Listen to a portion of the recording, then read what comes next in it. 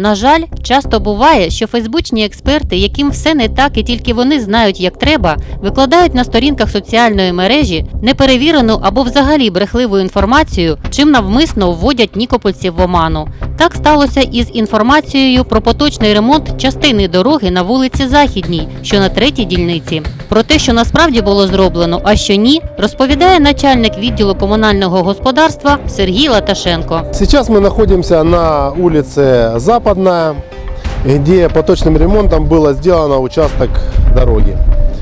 В начале 2021 года этот участок был внесен согласно заявке главы квартального комитета в перечень работ, которые будут проводиться в 2021 году.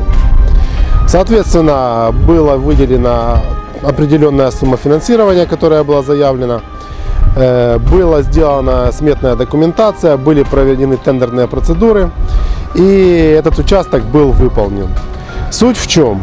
Суть в том, что ливневая вода, которая шла по улице Учительская, разгонялась до такой степени, что вымывала на этом участке ров, сносила заборы домовладений и причиняла ущерб и неудобства жителям. Поэтому глава квартального комитета подала этот участок в перечень работ.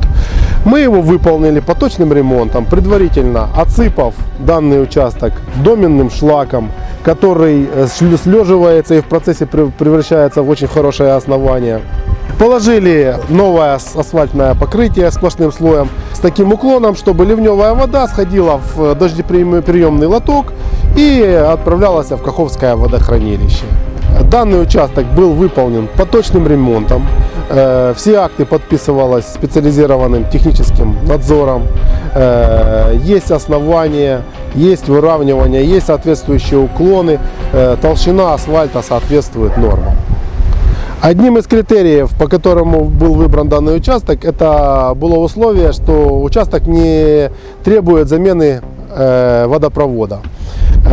На остальной улице Западная водопровод не заменен, то есть в перспективе стоит замена водопровода, после чего будем рассматривать вопрос укладки асфальтового покрытия дальше по улице Западная. У нас 41 квартал приватного сектору, 41.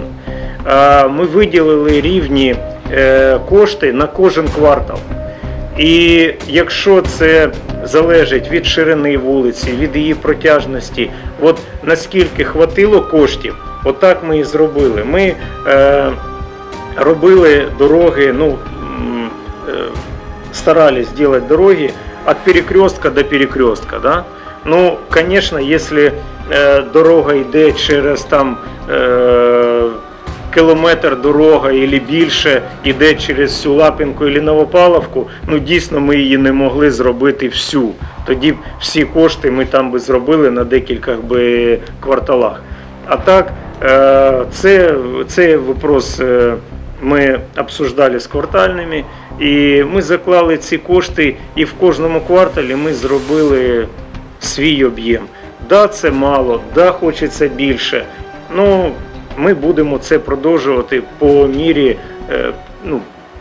мірі можливості бюджету міста.